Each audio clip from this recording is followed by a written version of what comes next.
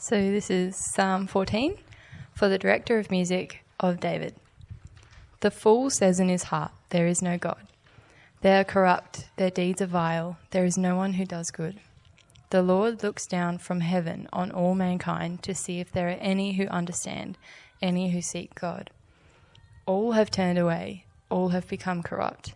There is no one who does good, not even one. Do all these evildoers know nothing?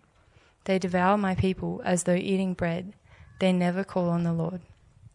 But there they are, overwhelmed with dread, for God is present in the company of the righteous. You evildoers frustrate the plans of the poor, but the Lord is their refuge. Oh, that salvation for Israel would come out of Zion. When the Lord restores his people, let Jacob rejoice and Israel be glad. Thank you, Bianca. Now, we've got competition today.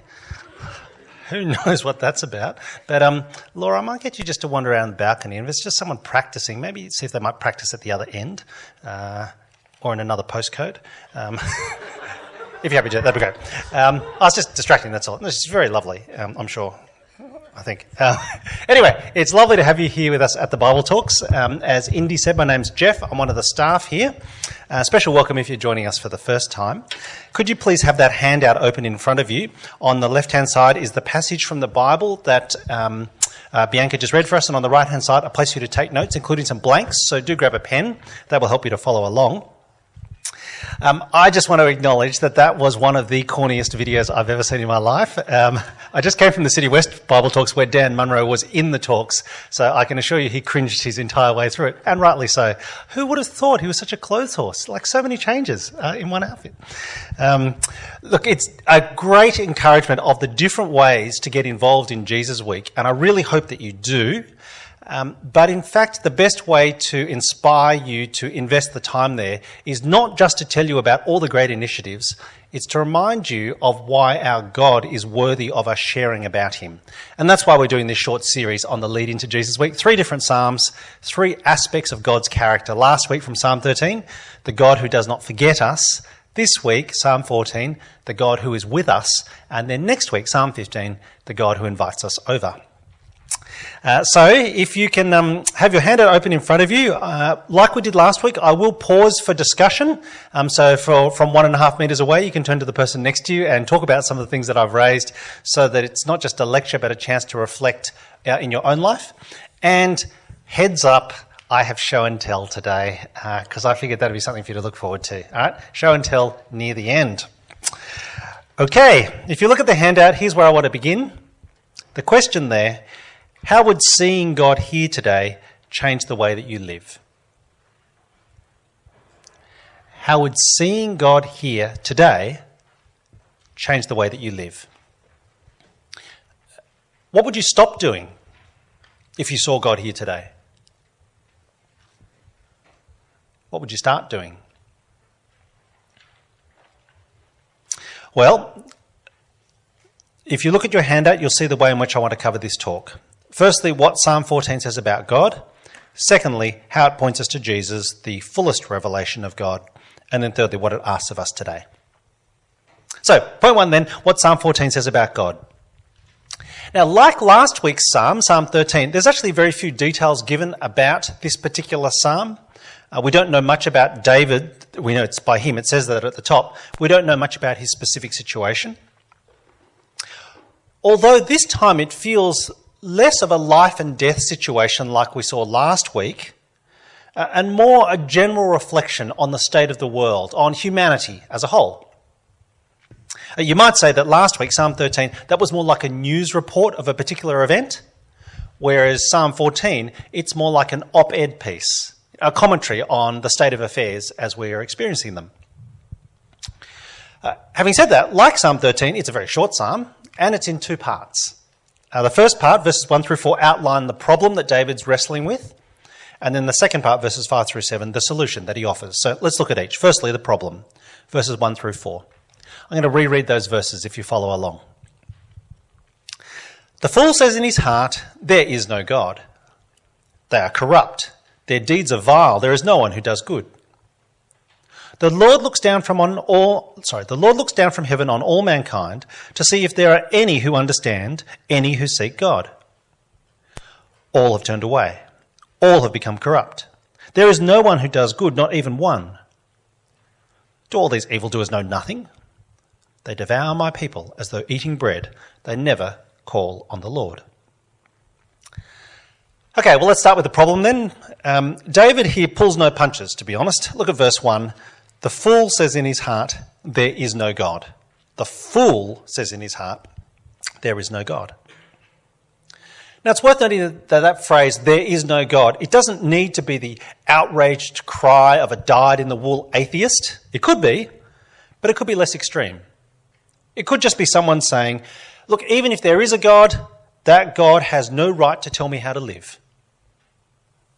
David says, the fool denies accountability to God. The thing is, because what we think about God inevitably determines how we treat others made by him, David goes on in verse 1, they are corrupt. Their deeds are vile. They are corrupt. Their deeds are vile. What David is doing, I printed this there for you on your handout. He's reminding us that the vertical always shapes the horizontal. The vertical always shapes the horizontal. How we think about God always affects how we think about people. And what David is saying in Psalm 14 is that if you think there is no external judge, if there is no God to which you have to bear account, then life is for living however you want. Or to be a little bit more cynical, life is just about trying to get away with as much as you can, for as long as you can. Now, the problem that David's alluding to in verse 1, though, is that when everyone lives that way, what you end up is with widespread corruption. Widespread corruption. A kind of cancer that eats a society from within. Now, it's worth me saying, of course, that for us who live in Australia, and particularly in Adelaide, of all places, this is largely unfamiliar to us. This kind of corruption that destroys an entire nation and society. We are very fortunate, aren't we? We live in what's called a liberal democracy, under the rule of law, not according to the whim of a dictator. And we have a country where we have free and fair elections. My kids are always asking me, why do you have to vote again? Because it just seems to keep coming round and around. You've got to vote in this or that or that. To which I say, actually, it's a great privilege of being able to vote, because it means that if I don't like this particular leader, I can vote them off the island every couple of years. Some of you have come here from overseas, and you know exactly what I'm talking about because you know the alternative. When you are stuck with corrupt leaders that are entrenched. That's, of course, the reason why my father's family fled communist China straight after World War II as refugees. Now, so that we don't step over David's devastating social critique, verses 2 and 3 make it clear there are no exceptions. Pick it up in verses 2 and 3. The Lord looks down from heaven on all mankind to see if there are any who understand, any who seek God. All have turned away, all have become corrupt. There is no one who does good, not even one. And that's kind of hard to miss his point, right? He's saying this applies globally. Because this is Psalm 14's searing indictment against the entire human race. And it's a brutal commentary on the human condition, on human nature. What David is describing is what, and I printed this there on your handout, David is describing what theologians call the doctrine of original sin. The doctrine of original sin. This is the view that the Bible teaches that all of us are born into sin, which means that all of us are broken or corrupted in some way. What that means, as you often hear me saying, what that means in practice, for myself, and I don't particularly like to admit this, but the only thing that stops me from becoming a megalomaniac dictator, according to the doctrine of original sin, the only thing that stops me is opportunity. If I had the chance, I would take it. Now, let me pause and ask you, what do you think? What do you think of David's assessment of human nature, of the human condition? Has he overreached with his diagnosis? Has he just gone a bit too far? Or would you say, look, it's pretty harsh, but it's fair? What do you think? Well, my reflection is that given the year that we've had so far in Australia, actually in Psalm 14, David could be describing our country. He could be describing Australia. I say that because on the one hand, in our country, we have seen the most wonderful acts of kindness. We've seen the most wonderful acts of kindness. Now, this is going to seem like a lifetime ago, but do you remember the bushfires? Yeah, that was a long time ago, right? But do you remember that extraordinary outpouring of generosity of Australians for complete strangers? Just acts of kindness and love. You've got that on the one hand, and on the other, well, of course, we've seen the very worst of humanity. We've seen the very worst of humanity. And you know, of course, that I'm referring to coronavirus at this point, the ridiculousness of panic buying, the blatant rule flouting that generally comes from celebrities who think that the rules apply to everyone except for them. But even in this time, we have seen appalling racism. We've seen appalling racism. You know how topical that is globally at the moment, this whole area.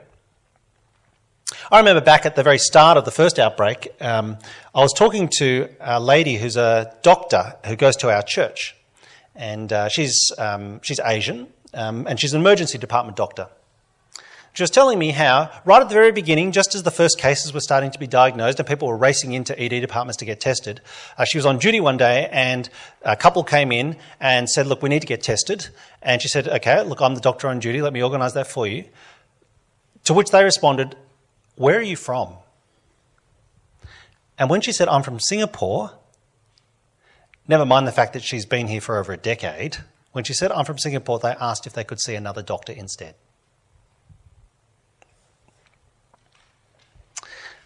I don't think David is overreaching in his diagnosis of humanity, not if I think about our country. Now, that does raise a secondary question, which I'm not going to talk about now, but I'll flag it. You can come back to me in question time if you like. The secondary question is there any good in us? Is there any good in us, given what David has said here in verses 2 and 3? Well, to which I want to say very loudly and clearly, yes, there is. There is good in us. There must be good in us. We are made by God in his image. We retain vestiges of his goodness, even though we are broken. But even when we do good, the Bible is very clear. Our motives are still tinged with impurity. This is what's called, and that's the thing in the brackets, the doctrine of total depravity. And I'm going to leave that happy topic, because I've been grim enough so far, for another time. But you can ask about it in question time if you'd like. Okay, here's the critical question raised in the opening part of verses 1 through 4. What does God think of how we live? What does God think of how we live? Well, pick it up in verse 2. The Lord looks down from heaven on all mankind to see if there are any who understand, any who seek God. Now, this is a really striking image that David is using here. The Lord looks down from heaven on all mankind. It's kind of like David is saying, you know how you look down at ants and they sort of scurry around on the footpath? I think they're very important, but actually, you know, they're not that significant in the grand scheme of things. That's the parallel David is drawing here. God looks down from heaven on all mankind, not to suggest that God is remote or unapproachable. You know that because in verse 5, he'll insist that God is present. He is present in the company of the righteous. But rather what David is doing here is pointing out that those who insist there is no God, they won't even lift their eyes to try and find him. So it's no surprise that they never do. And that leaves David's last grim example in diagnosing the problem of how the vertical shapes the horizontal, how what we think about God shapes the way in which we treat others. Verse 4, do all these evildoers know nothing? They devour my people as though eating bread. They devour my people as though eating bread. So what David is saying is that unbelievers don't just drift towards corruption. Inevitably, they will turn their sights on believers. Even if Christians stay silent, we will be persecuted because we're an uncomfortable and awkward reminder of the God that unbelievers are trying to deny. And so David says, they devour my people as though eating bread. As though eating bread. Once again, let me just linger for a moment on the image that David uses here, because it's very provocative, isn't it? Devour my people as though eating bread. It's meant to be something that stuns us with the callous nature of the oppression of Christians. Devour my people as though eating bread. Let me give you a contrasting situation or example. Every now and then my in-laws come to visit, and when they do, they bring with them the most enormous wheels of triple cream brie you have ever seen in your life. Like, we're talking frisbee size. They bring it around, and you should just watch my kids as they carve it up and, stuff mouthfuls in. But the way in which they savour every little bit, as if it's a little taste of liquid heaven, it's actually quite appalling to watch. By contrast, eating bread is so inconsequential, isn't it? Who cares about bread? It's barely worth mentioning, let alone remembering. And this is the image that Psalm 14 uses to describe the way in which unbelievers will treat God's people with reckless indifference. Well, having said all that, and it is pretty grim, there was actually the first hint of the solution. You might have noticed it there in verse 4. In verse 4, David says, they devour my people. My people. And I think that little word my there is a reminder that even if no one else notices them, David does. David sees. And far more importantly, so does God. So let's come then to the solution that David offers, verses 5 through 7. Pick it up with me on the left-hand side. Verse 5. But there they are, overwhelmed with dread, for God is present in the company of the righteous.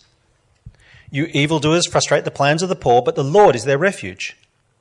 Oh, that salvation for Israel would come out of Zion. When the Lord restores his people, let Jacob rejoice and Israel be glad. Well, you see on your handout there's a question, because it's a bit confusing. Who are the they in verse 5? Who are the they who are overwhelmed with dread?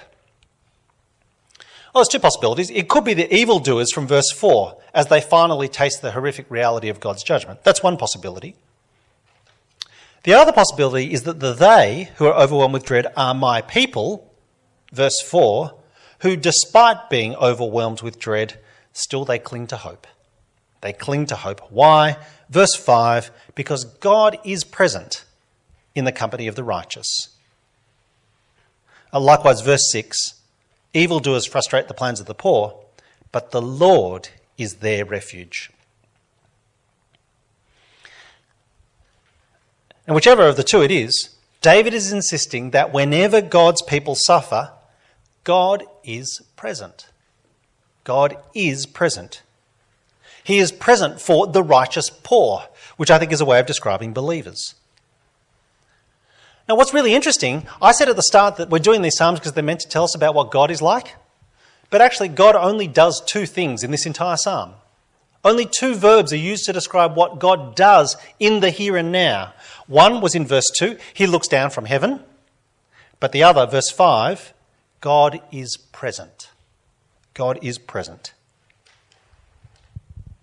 You see, despite the fool saying in verse 1, there is no God, despite evildoers frustrating the plans of the poor, verse 6, so it looks as if they're getting away with it, David is saying there is hope because God has come near. God has come near. Again, different illustration. Think, if you will, of an infant or a toddler, a young child who wakes up in the middle of the night with a nightmare.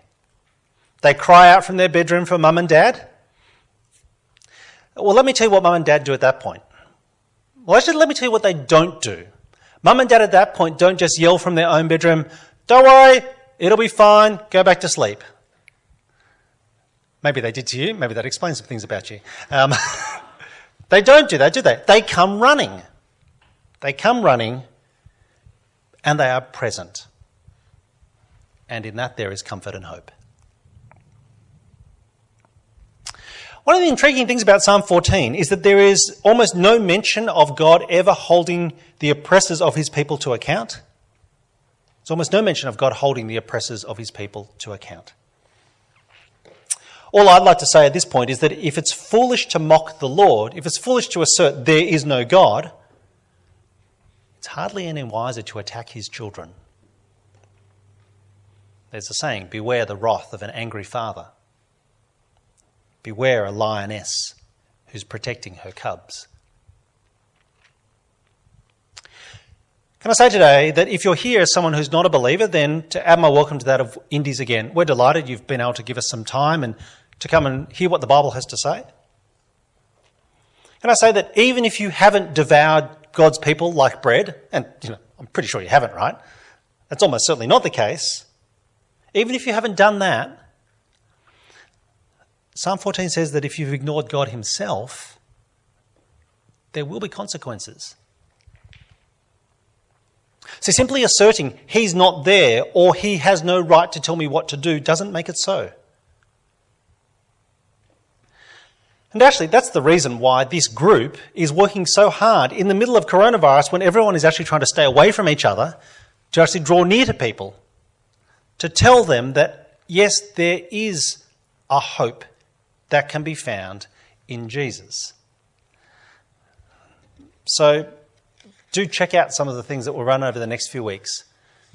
They might help you make that realisation for yourself. Well, I'm going to wrap up at this point in just a sec and then get you to discuss with those around you. Let me just very briefly say, Psalm 14 concludes in verse 7 with that hope. It concludes with that hope for God's people with a great prayer. And this is for what I call the 2 R's. Here are the blanks for you to fill in. It's a prayer for restoration and rejoicing. Restoration and rejoicing. Verse 7, "Oh, that salvation for Israel would come out of Zion. When the Lord restores his people, let Jacob rejoice and Israel be glad." Like in Psalm 13, the appropriate response to God's intervention is to rejoice. And you'll notice here in verse 7, salvation for God's Old Testament people comes out of Zion. Zion, which is another word for the city of David or Jerusalem. And it's probably a hint, actually, that this psalm is taken from later in David's life. We'll come back to that in just a moment. Well, I'm going to pause and I'm going to get you to turn to the person 1.5 metres away from you. And if you look at the bottom left-hand side, you'll see there's a simple discussion question. Everyone's going to have a view on this. How do you feel when you consider humanity? Optimistic or pessimistic, and why? How do you feel when you consider humanity? Optimistic or pessimistic, and why? 2 minutes, person next to you from a distance. Have a chat. Go for it.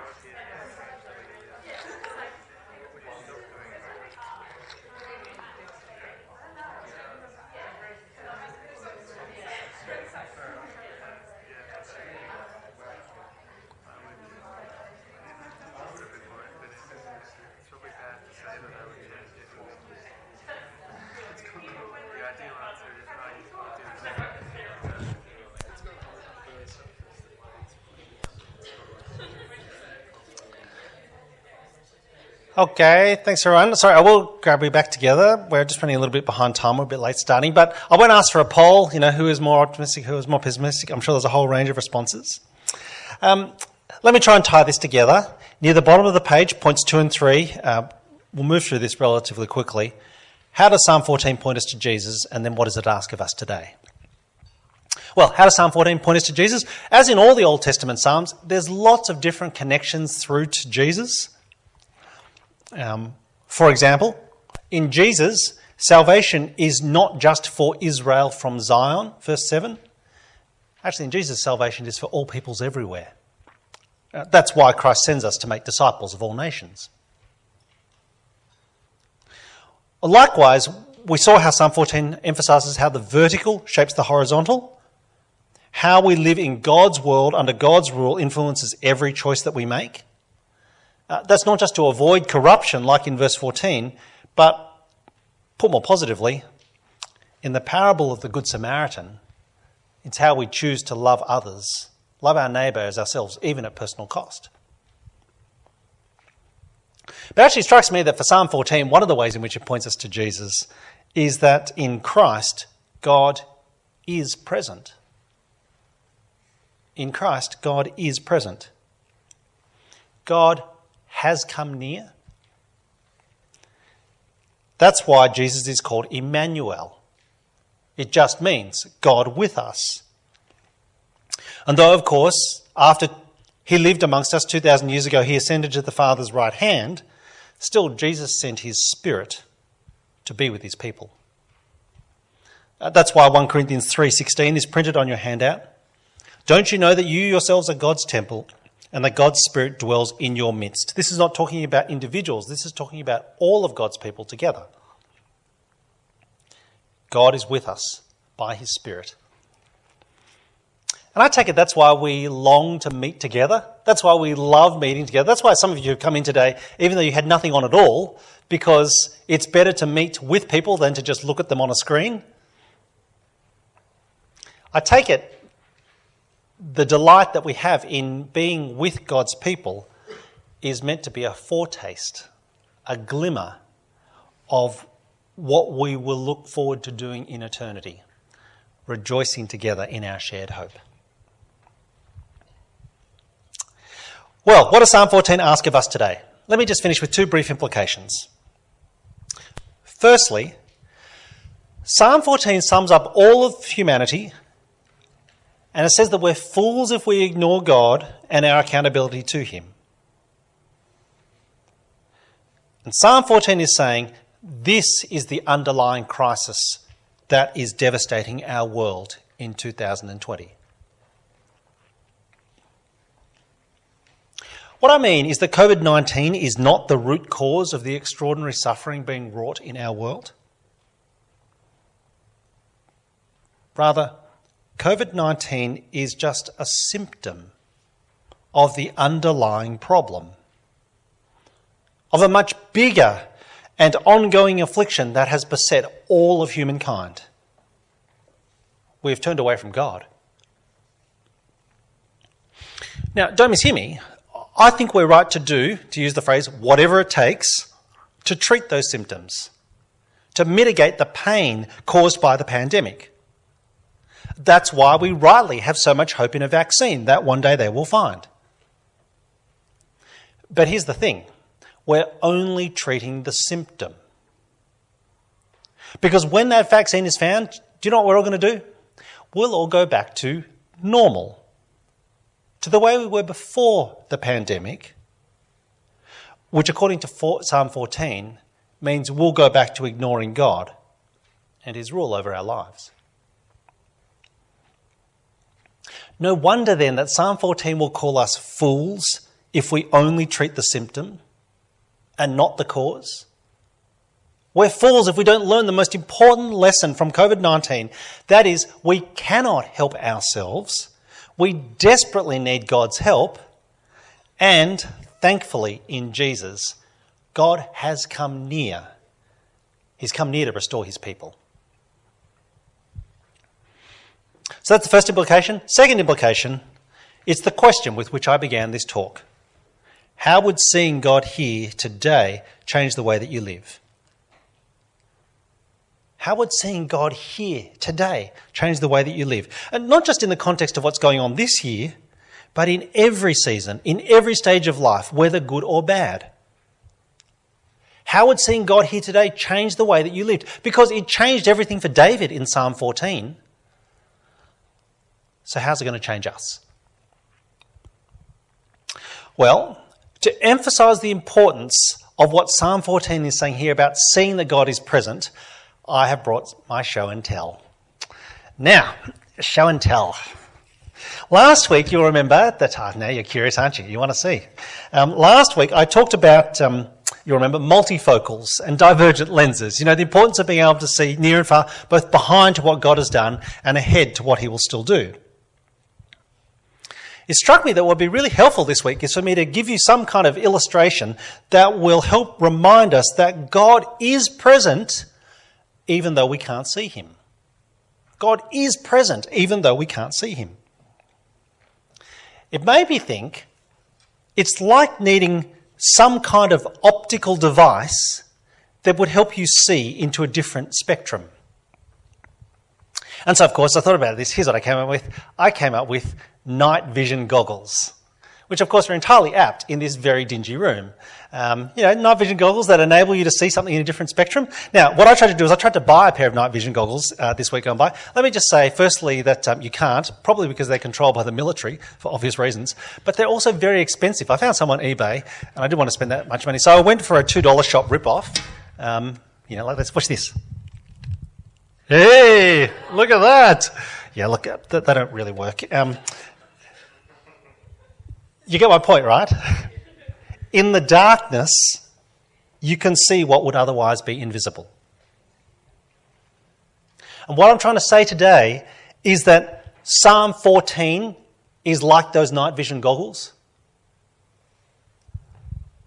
It's showing us that God is present in the company of his people. So one last time, how would seeing God here today change the way that you live? What would you stop doing? Actually, I reckon for those of us who are Christian, we know the answer to that. If you knew that God was here, if you could see God, I reckon we'd finally repent of sin. Start with the very little ones, the respectable ones that, of course, the problem is they desensitise us to the serious ones over time. Or put it more positively, what would you start doing if you could see God right here, right now? Well, I reckon you'd take heart, wouldn't you? You'd take heart. I reckon you'd probably start rethinking your long-term life goals and plans. Perhaps you'd choose to stop worrying about all the trivialities that seem to consume us. Here's the good news for today. Jesus is here. He is here by his Spirit, and one day, soon enough, he will be here in person. So just hold on a little longer. Okay, one last time, person next to you from 1.5 meters away. Second discussion question, how would seeing God here today change the way that you live? What would you stop doing and what would you start doing? Give you a couple of minutes and then I'll take any questions. Over to you.